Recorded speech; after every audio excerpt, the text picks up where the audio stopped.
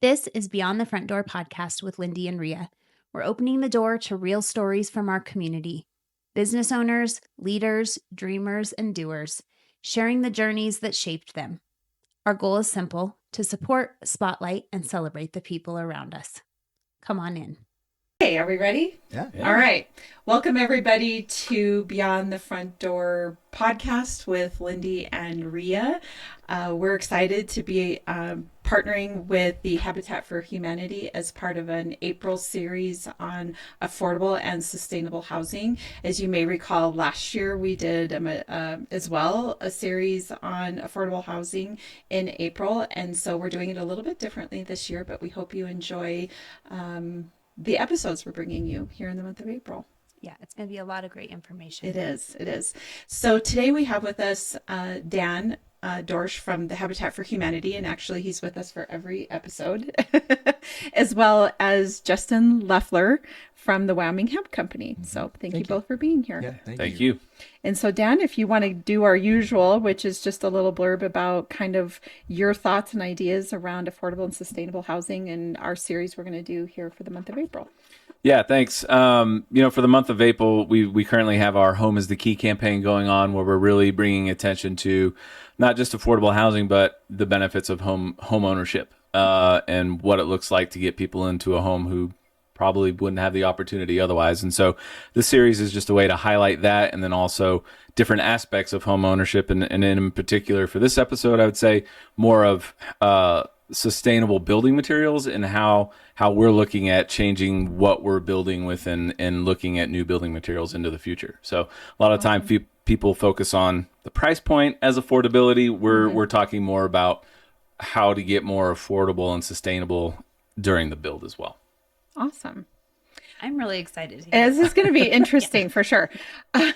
Justin, if you would be willing to share with us just a little bit about like how long you've lived in Cheyenne and when you started the Wyoming Hemp Company and why and that sort of thing. Kind of give us a little bit of history. That long journey? Yeah, sure. the long journey. I'm going to try to condense it though. Okay.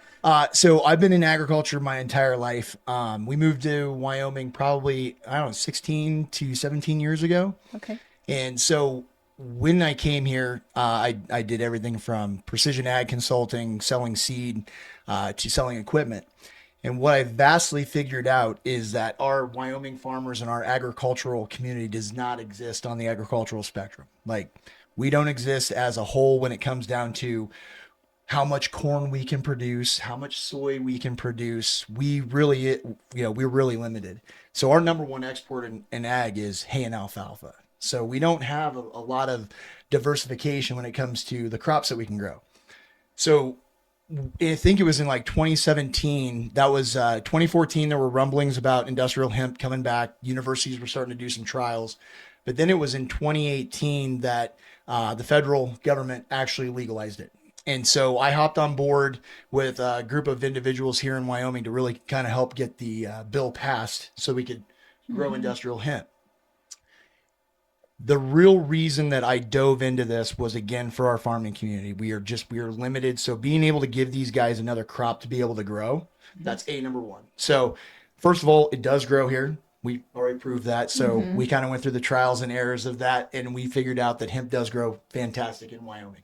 So that was number one. And then I guess from there, it was really figuring out how do we incorporate hemp instead of like all this CBD and all the medicinal stuff that you guys are hearing about. But how do we take this crop and really incorporate it into large scale manufacturing?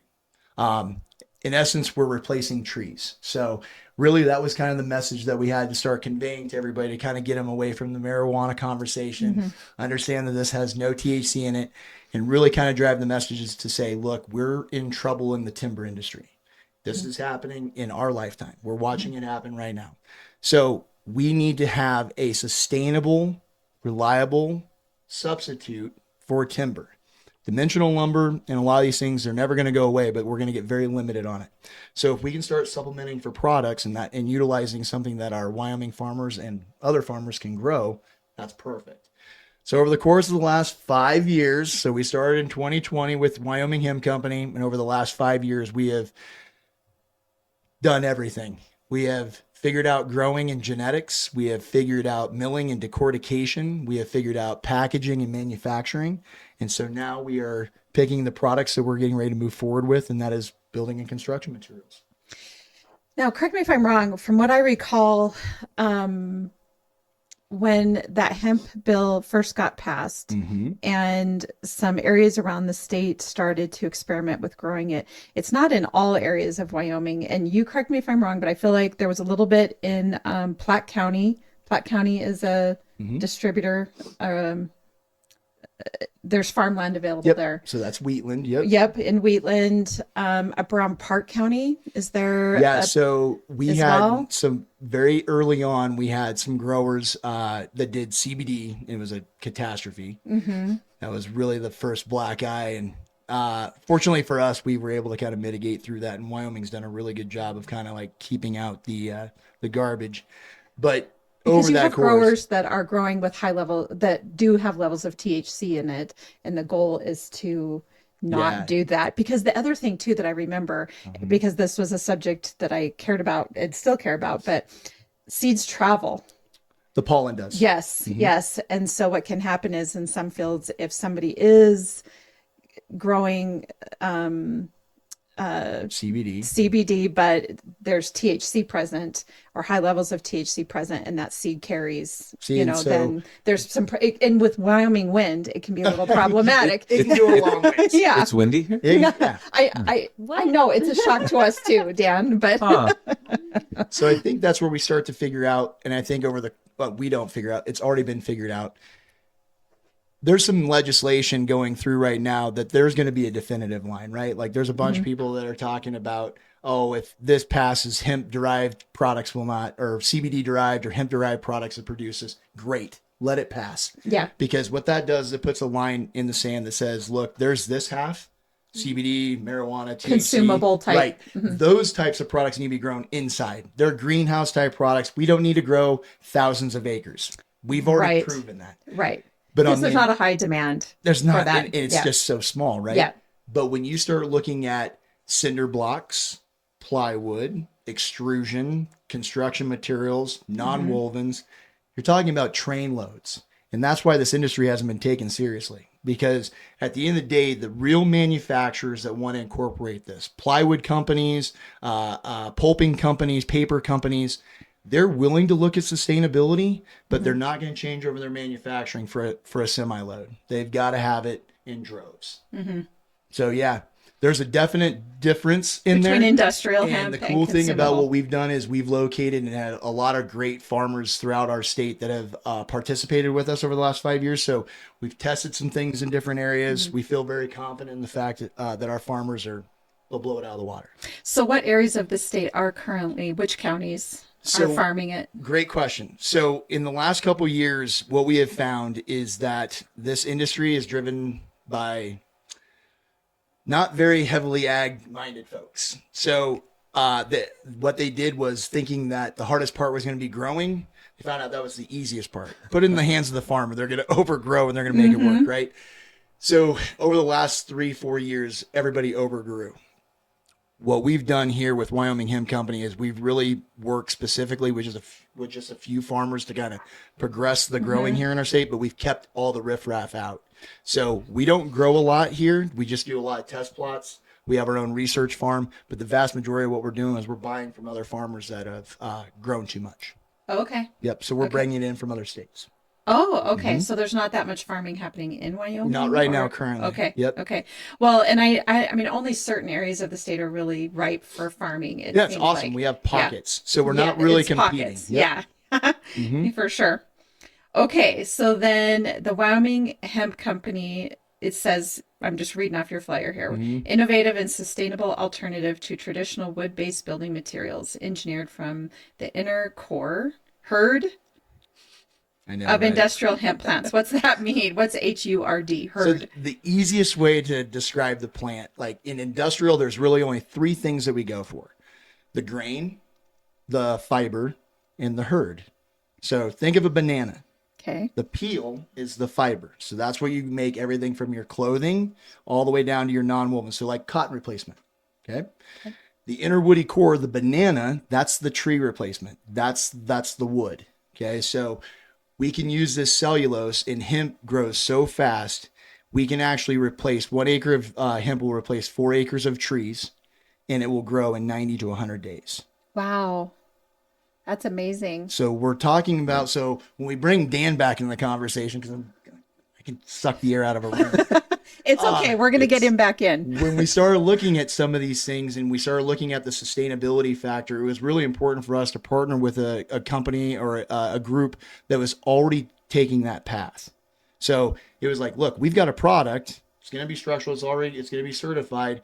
Let's partner with somebody who's already got the initiative in mind. So that's kind of why we're all sitting here together. Okay.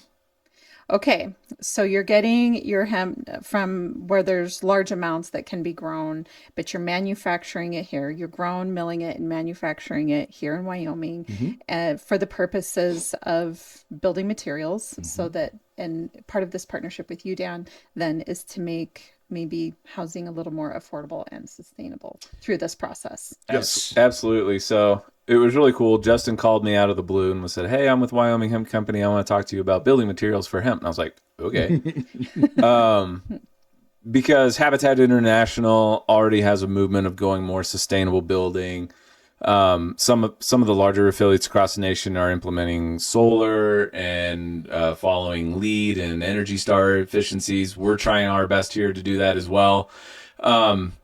And last summer, we had already made the decision for our next project, which we're going to be building this summer, Pronghorn Crossing. We are going solar.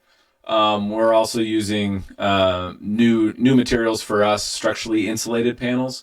So instead of a typical 2x6 or 2x4 stick-built frame, the insulated wall, they come pre-manufactured insulated walls, and you just stand them up, connect them. And so they offer more energy efficiency because it's one complete wall. It's less waste with lumber. It's less waste with drywall. We're going to be able to put our homes up quicker. Instead of typically using our volunteers to frame a house in maybe 2 weeks, we can stand up a house with SIPs in 2 or 3 days. Wow. And so, cool. Yeah.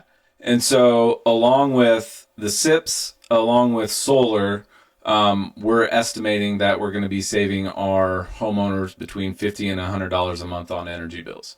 And so, like I mentioned earlier, when you're talking about housing affordability, that's another piece of the puzzle that we need to be talking about, as well as not just getting a price point, but that long-term affordability as well.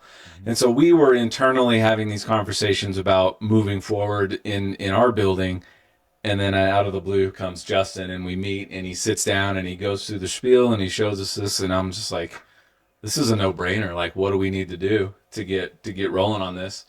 And Dan's reaction was a lot like the ones so we went out to California to the Green Build Expo. This was our real first. I'm a farmer. Like, this is all new territory. They're like, you need to take this and go to Green Build Expo out in LA. So we took our product and we went out there, and very cool, very interesting. But the thing that we noticed really right away was, to Dan's point on the zip system, they're all systems. A lot of the green building stuff that's coming out, they're systems that you have to put together before you can put them together. So you put the walls together, then you can put the wall up, right? So we're still looking at this as saying, look, here's a sustainable structural product that is, something that you can still fit into your green, sustainable, new build outs, but it has that flavor of being able to replace that tree piece. And it's one and done, right? There's no system. It's plywood replacement. That's awesome. Like water from a fire hose.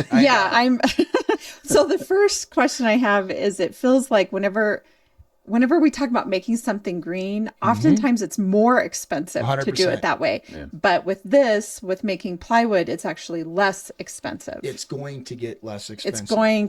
Expensive. Just like anything else, the reason why the tree industry, in my mind, in my opinion, because it just makes sense, the reason why we're seeing a lot of this decline is because we have taken probably the rarest resource in the universe and we have made it cheap. Trees don't grow on any other planet that I know of. Right. So we have a very rare resource that we have over the years have just diminished the price on, and it has just allowed us to go crazy and bananas with this.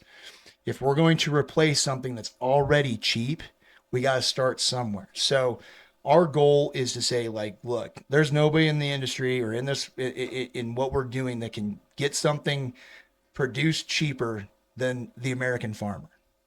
So as we see the startup price of our building and construction materials, again, we're not making a lot, so they're still a specialty. There's a ton of people out there right now that they're ready to buy the product. But as we start to get into quantity, these prices need to drop. Well, with quantity comes more acres, and everything gets cheaper as we do more. Sure. So over the next volume or next 5 to 10 years, you're going to see us be able to get a board from the $38 that they are now down to about $12. How much is an average piece of plywood right now, like made out of wood? I think wholesalers are able to get it for anywhere between like $8 and $10 a sheet, and then they retail it for anywhere between $15 and $30, depending on the quality and what it is. So we're not far off. I'm glad you know that information, because people ask me what building materials cost, and I'm like, I don't know. I sign the checks. That's a question for my general contractor. So thanks for having me. I was even thinking as realtors, maybe we should know, but I don't know. I was going to put a guess out there, but again, I have too many numbers in my head. Yeah. I could just guess really wrong. And again, variable. Like everything's COVID. Sheets of plywood were going for $120 a sheet. True story. Yeah. Okay. Our lumber package for the veterans build, when we got the initial quote before the pandemic, was like $13,000, and then by the time we got around to purchasing it, the next year it jumped to $31,000. Yikes! No, it's crazy. Yeah. Go look at the corn numbers. Did they drop during COVID, or do the farmers still produce? They still produce. I mean, farmers are the backbone. We have the ability to replace a very crucial resource. Not replace, supplement. Like, there is no reason why we still can't get away, that we still don't not use dimensional lumber in trees. We just don't need to harvest as many. Okay, so you brought some samples with you. I did. I'm going to hand these to you. That's this is the banana. So we just brought in some really cool samples here. So our goal is to really use the entire plant. So, corn, for instance, and you'll hear me talk a lot about corn because that's my experience. But you grow this tremendous plant to get this much of it. You get the ear, and then you take the kernels, and you're really only getting about 10% of the plant, maybe less of what it is. This, we're going to try to utilize the entire thing. So as we take the banana, we're going to be able to make our building and construction materials, like our boards and our cinder blocks, which we'll talk some other time about those. But that'll take that portion of it, and then the fiber gets turned into insulation and all the way down to like reclamation for highways, and then we take grain. So these are our boards. These are actually the ones that we've been going through the testing with.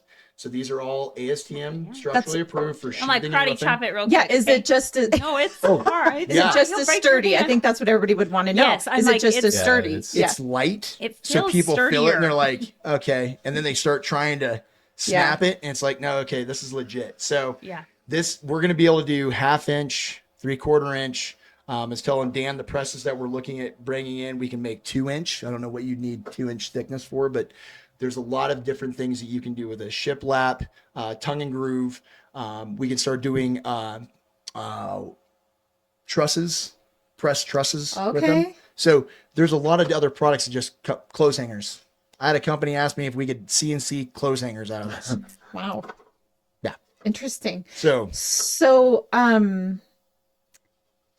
So let's say somebody wants to build something, let's say a shed, for example, just as I am a homeowner and I want to build myself a shed. Can I use your materials? Is there a store I can go to purchase it? Or does somebody partner with you specifically to get those materials? How does it work? Great question. Thank you. So the answer is no. No.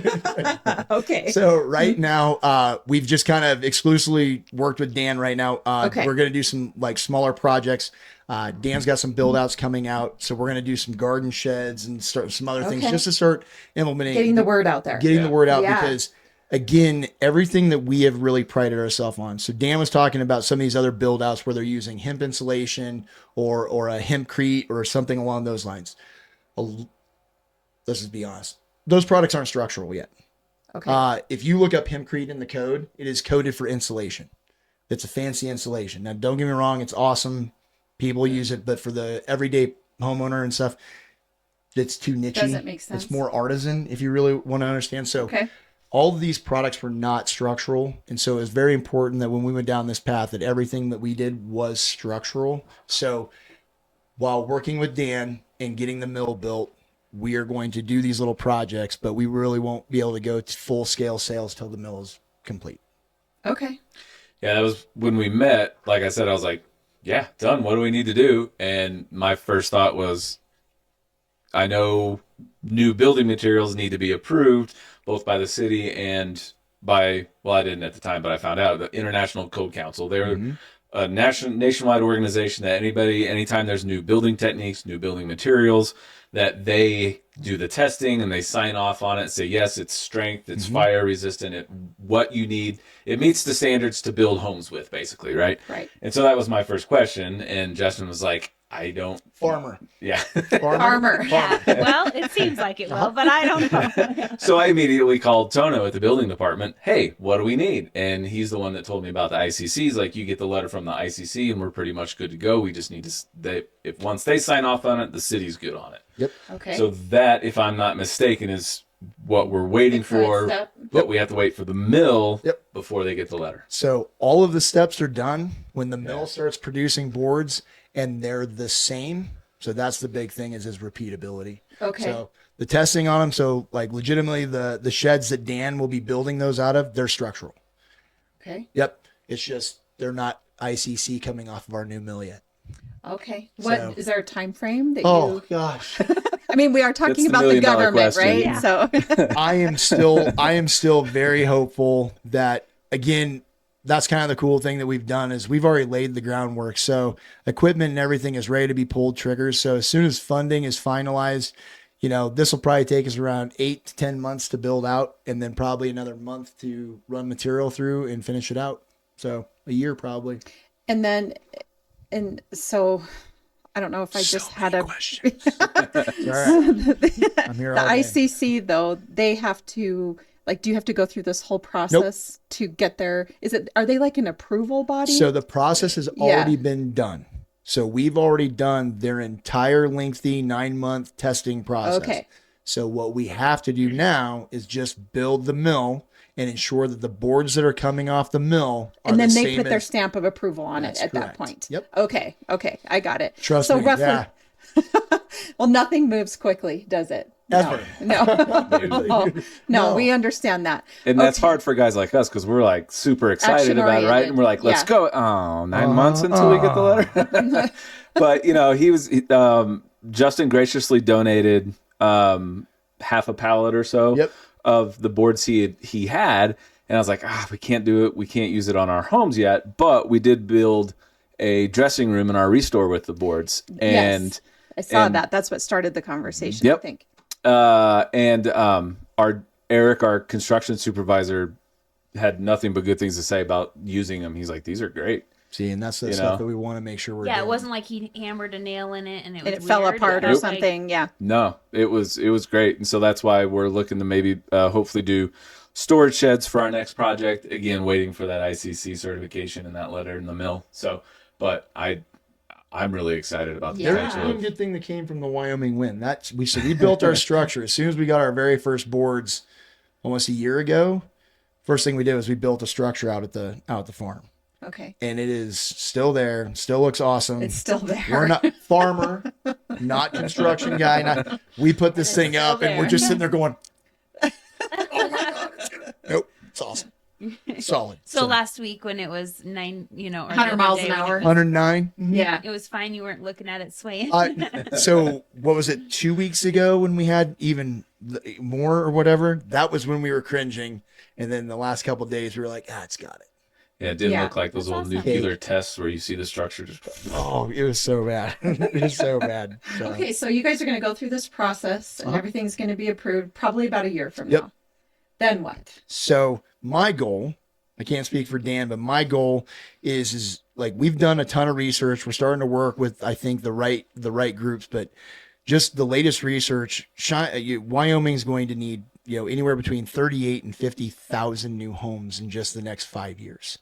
We have 3 modular home companies coming to our state.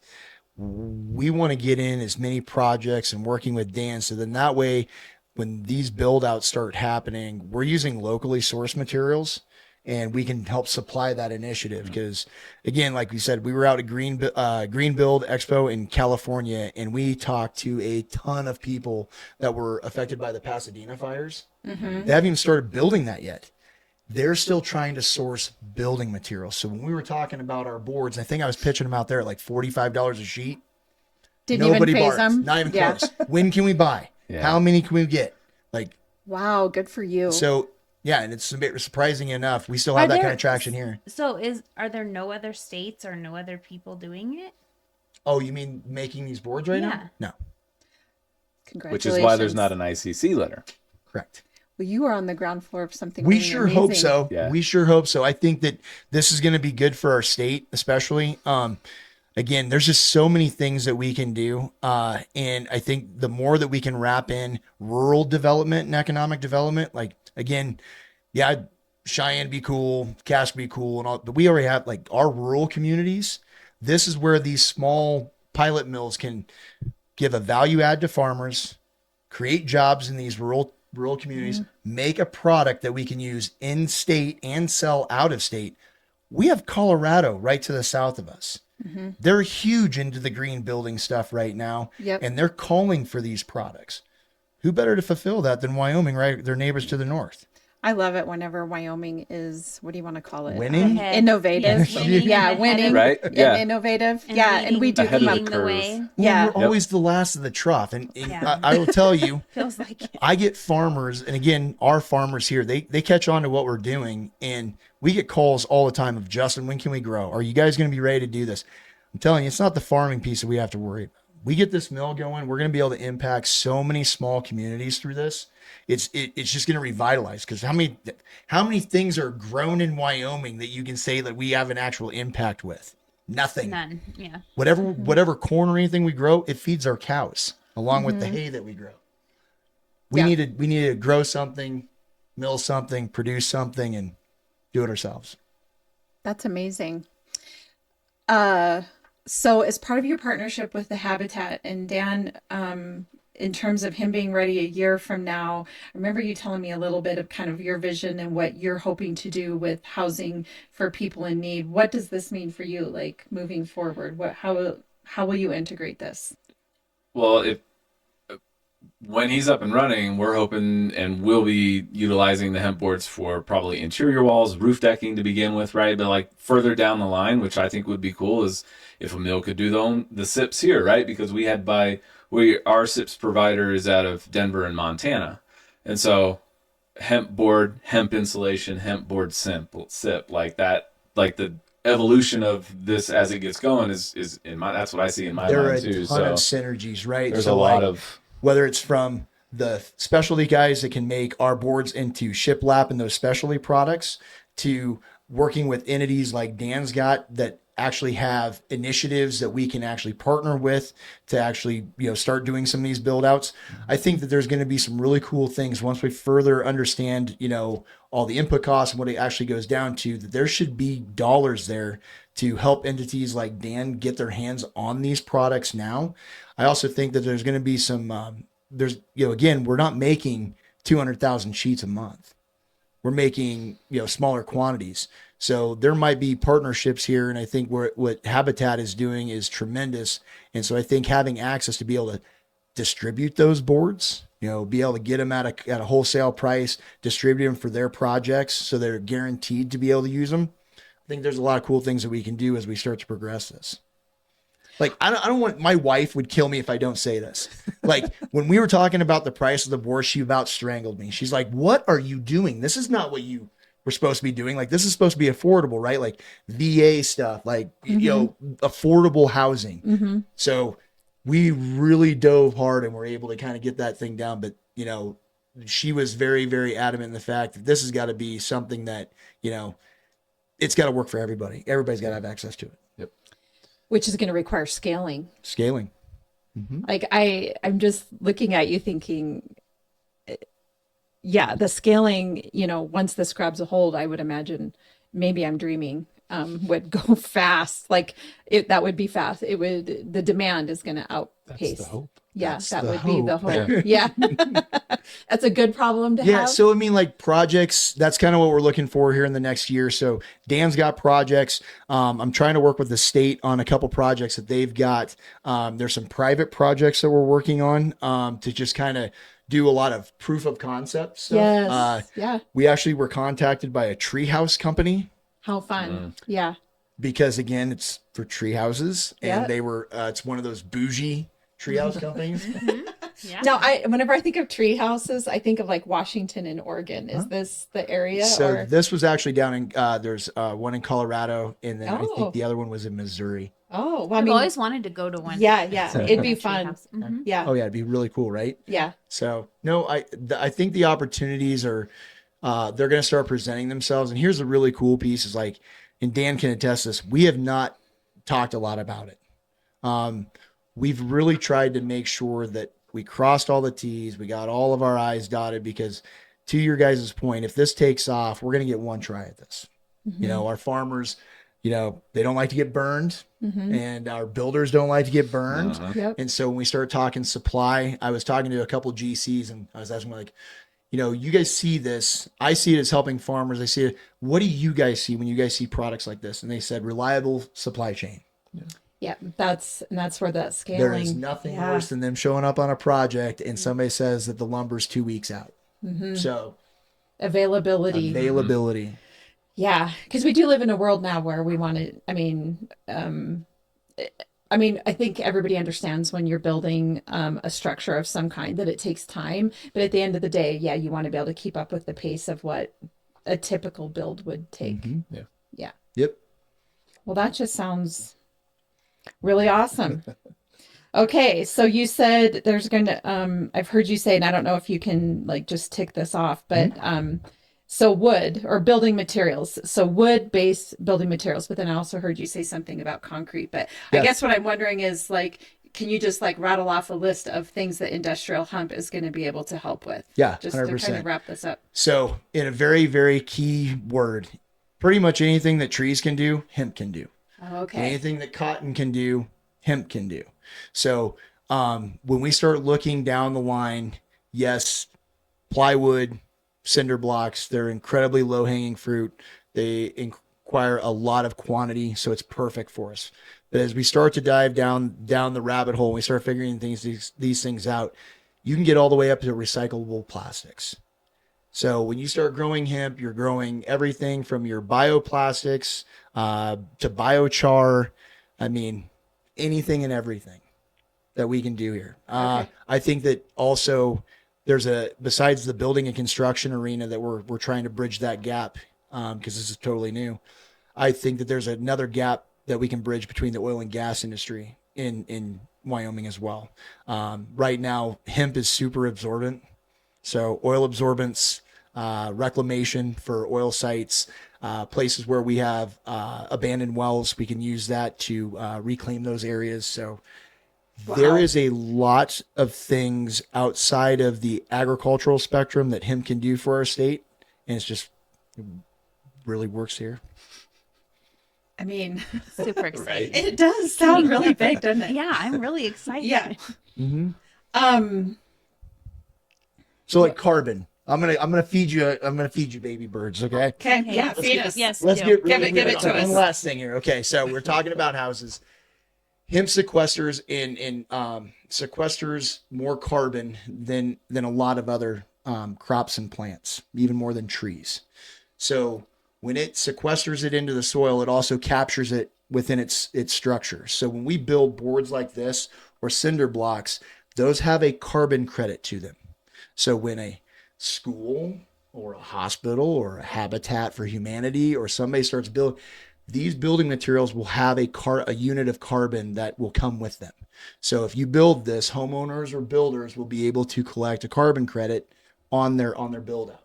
That is the things that are starting to come down the pipeline, right? We're trying to be more carbon conscious. We're trying to do, well, a lot of Leave these, less of a footprint. correct. Right. So now we can actually grow something that sequesters and captures, but we're also putting it into materials that will hold it, and we can get carbon credits for it. That's just amazing. I'm a little like, it's a lot of information, Water but from a very fire exciting for hose. Wyoming. Yeah. So I apologize if this No. is a ridiculous question, but There the are first none. thing that hits my head is, what do you call it? For lack of a better way of saying it, like copywriting it. Like, how do you Yeah. protect yourself? I thought of that like, earlier, yeah, too. were you like, we're going to put this out there and you want it out there, but then how are you, what is it? Only if you want to answer. Oh, I'm absolutely. just dying to know. No. So, do you guys know a lot about agriculture? Like, do you guys, I mean, like, as a whole scope? Actually, I have to tell you, but like when I think of agriculture in Wyoming, I'm thinking of animals more than I am thinking of Absolutely. crops. Yep. Yes. Absolutely. So, born and raised in Nebraska, so large ag, but from your smallest farmer all the way up to your big name brand folks like Cargill and Schooler and PV and these places, they all have storage. And so our ability to actually grow this thing out and impact, it's just like little mini grain elevators that we're going to be putting around that can service these areas. Like, this is a completely different model in an industry that is so overly complicated. You bring it into the agricultural realm, we simplify it, and we make it bigger. So our ability for growth, we are not looking at $500 million to $100 million investments. Like, these things can be stood up for $10 million. Yeah, that's my And anywhere? So what Or we would be, what so, areas does so this think work about our little pockets of agriculture that we were talking about. This is why Wyoming's perfect. Like, you go out to Nebraska and try to do this, you're going to be killed by Monsanto and Dow DuPont. Like, you're just not going to get those acres. But out here where we have pockets, we can actually set these things up in Cody, Worland, Pine Bluffs, Riverton, in our little ag communities, and they will thrive because they don't need that many acres. That's really awesome. All of the Wyoming leaders need to know about it. Subscribe to the podcast. You heard it. Oh, trust me, I got ways. Yeah. There's a few out there, but we're lucky enough. Like I said, we've had a really good relationship with our Department of Agriculture and, the people that need to be in the know. And so I think that over the last 5 years, we've really done a really good job of, having that reputation of trying to do it the right way and being open and honest with folks. Like, we have had people come to the farm. We showed them what we do. Come walk the fields. Like, these aren't Christmas trees. Yeah, right. Like, it looks like really, really tall cane. Yeah. I mean, I've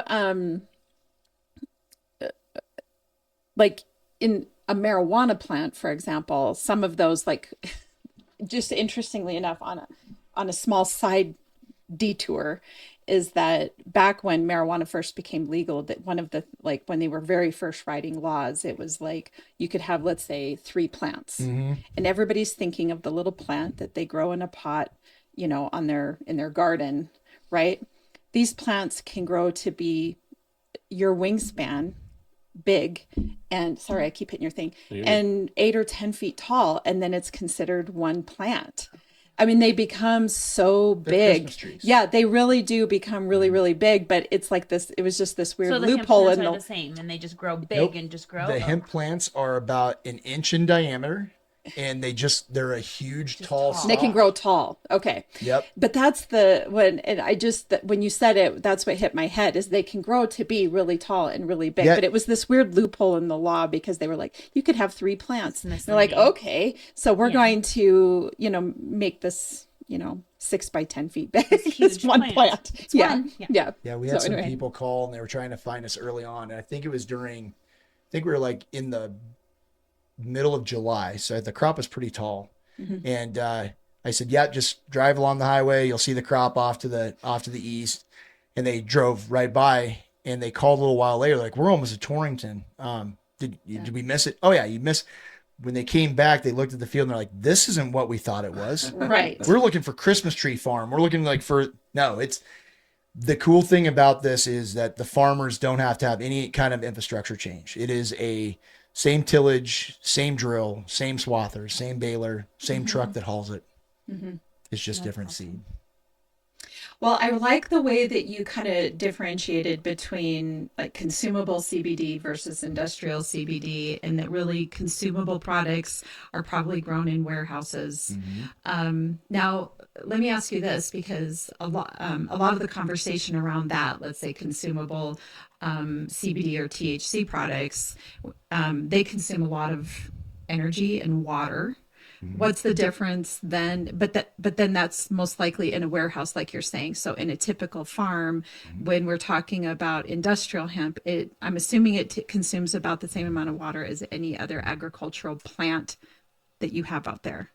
Good question. Okay. Okay. See, this is why it keeps working. Okay. So, water. We'll just take one of our biggest resources. Even though Wyoming is the head of water, we still it's still a precious resource, right? Like a lot of our irrigation is surface. We have very few wells around. So being able to grow a crop that requires less inputs is incredibly important. So hemp will actually utilize a third less than corn. Okay. So it does use less water. No pesticide. Oh. And if you are organic, no herbicide. So we have really tried to make sure that we're going to introduce something that everybody's like asking the questions that you are. And then by the time I get done, they're going to be like, sign me up. Just, where do I, this is like, a win. Like, yeah. You mean I can farm like Iowa, just go put it in the ground and go mow my road ditches all summer? Yes.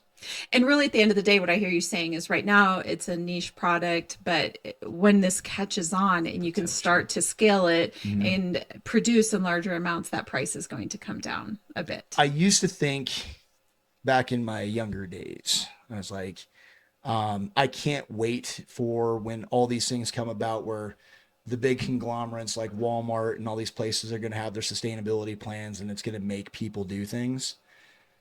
I'm older now, and what's happening right now in the tree industry and the timber, it's sad.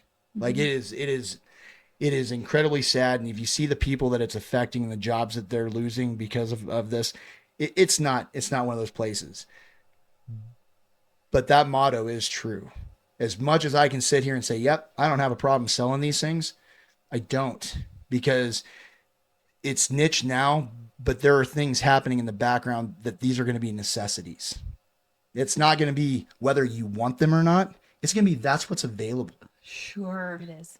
And so when we start to look at the decline, like right now, you look at these plywood mills that are operating right now, they're buying cellulose and tree products because it is a specific, like this plywood requires this kind of tree.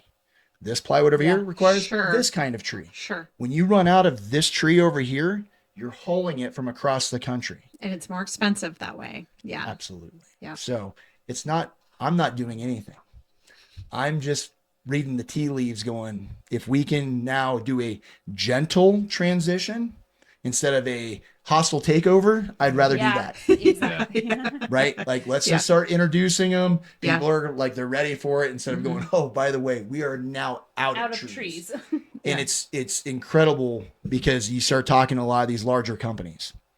I'm not going to name names or anything, but it's just like, I mean, they're huge conglomerate companies, and you go talk to them, you bring in a board or you bring in a block, and they look at that and they are amazed by it. But then the next words out of their mouth are, Justin, we don't have a plan B.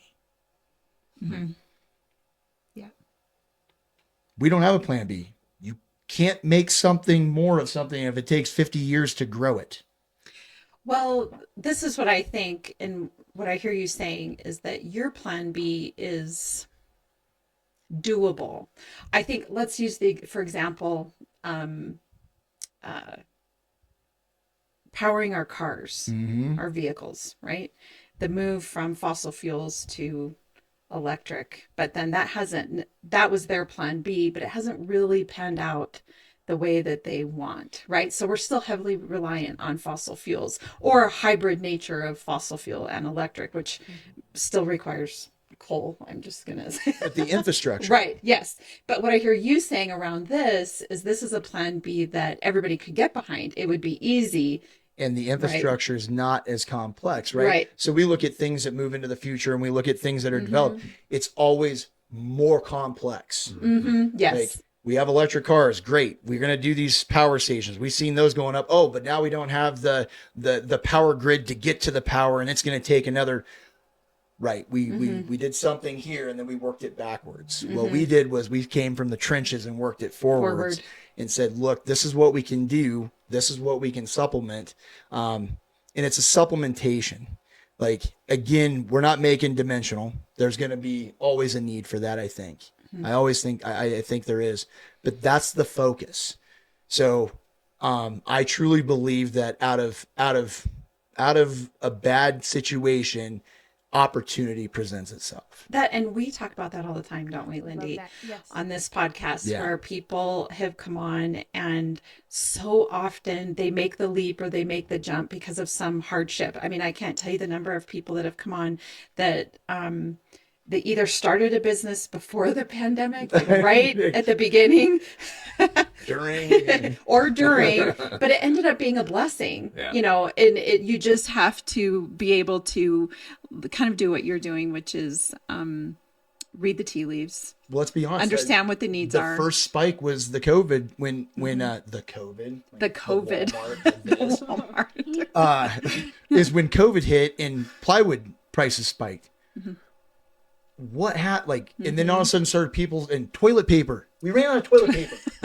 Now, are you making toilet paper with? We should be. Okay. And that's just another one of those things. I'll work on that down the road. But yes, that's another one of those things, because you start diving into this, and I think that it's a scary place. I think that people, they would rather put the blinders on, and I will attack the problem when it presents itself a little bit more clearly. But if you're looking at it and you start looking down the line, you find out that we are in a building and construction shortage. Then you go and find out that we are in a definite paper shortage.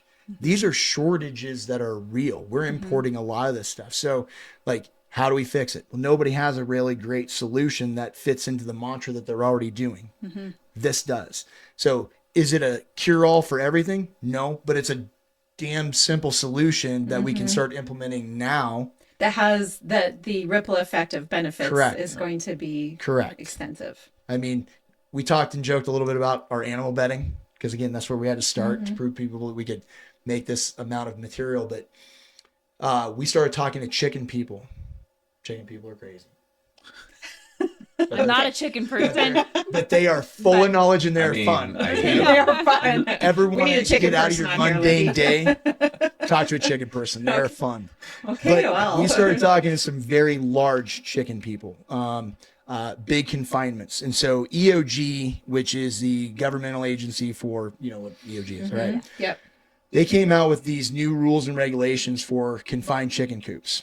$1 billion worth of infrastructure changes. They needed to have bigger coops and lower density of birds.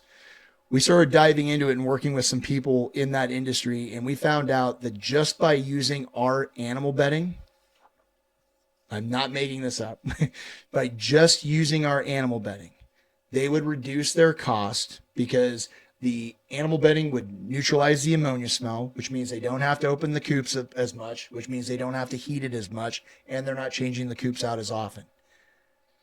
Hundreds of thousands of dollars of savings every month by just changing the animal bedding. Wow. What we're talking about is the same thing. By just incorporating these simple structural products that we can grow, keep them, moderately, not expensive. It's a simple solution. It's kind of an exchange of just exchanging one product for another, right? We're evolving. What hits me, Lindy and I talk all the time about the fitness and health. And really, like when you're eating, if let's say you eat a granola bar every single day, but it's chock full of calories and processed, ingredients and sugar and that kind of thing, but you're hooked on eating that bar, you just swap out the bar. You're eating, you still have the same habit, you still have the same routine, you're still accomplishing the same thing, but now you're going for a bar that's maybe date based, has fruit in it, or Correct. whatever. I'm so sorry, but Nope. I think in terms of food. It's consumer recognition, right? Yes. Like I can grab a piece of plywood and I can grab a hemp board and I can go, these are the same. Yes. Right? Yeah. I go to a cinder block and then I go to a hemp convention and I see a hempcrete block. That's not the same. This one over here is going to crumble. This one is, I could build a bus barn out of, right? There has got to be that recognition. There's got to be that confidence. So Yes. that's a great point. Yeah. Yeah. You're just taking this granola bar and you're just grabbing this this one. instead, and it's far better for you. Yep. Exactly. Love it. Mm-hmm. Well, is there anything we haven't covered, Dan, that you want to make sure that we cover? No, I'd just say if you want to like see what it looks like, if you want to feel it, because there was, is it rough? Is it smooth? It's smooth. Come to the Restore, check out the dressing room, maybe buy some clothes to try that out. But you can see it for yourself, if you and we can give you some. We've got information, this data sheet at the Restore too that we can hand out if people are interested. So again, I'm just like really super excited. Yeah, this is amazing. Like you said, it's not just about like the Habitat Hemp partnership. It's the future of Wyoming could be impacted by what he's got going on, which I think is super cool. I think as we start watching these areas, we're all going to be, needing to be sustainably self-sufficient. What better way than to help solve our housing problem and help by growing our own building and construction materials. Like, holy cow. Yeah. And benefiting Wyoming's economy. 100%. Yeah. I think there's just a lot of opportunities too. And again, our little communities of ag and these other, these smaller communities are impacted by agriculture, period.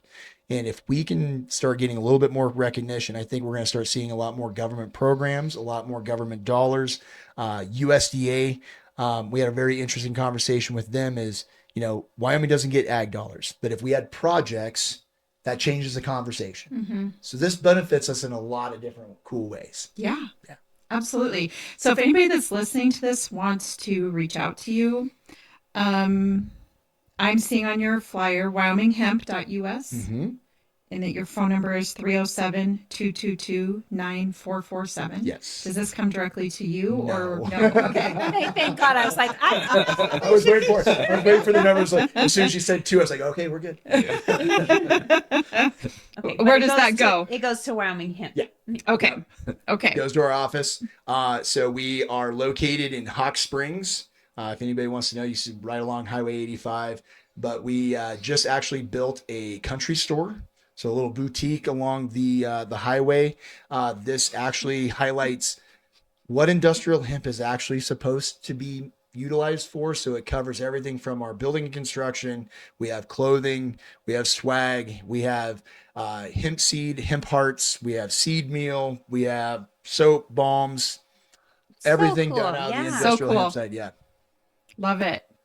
Well, thank you so much for coming thank on. you guys. This was awesome. Learned Yeah. so much. Me too.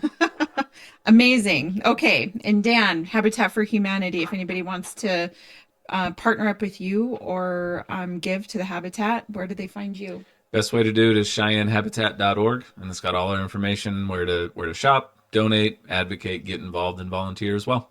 Awesome. Well, thank you both so much Thank for coming on. Thanks This for has having been us. so much fun. And for all of our listeners, as you know, Lindy and I are realtors here at Peak Properties. So if you're looking to buy or sell, we'd love to help you with that. You can find us at sellcheyenne.com, as well as Beyond the Front Door podcast on YouTube, as well as all of your favorite podcast platforms. And if you're out there listening, please be sure to hit the subscribe button. We hope you have a really great day. That was so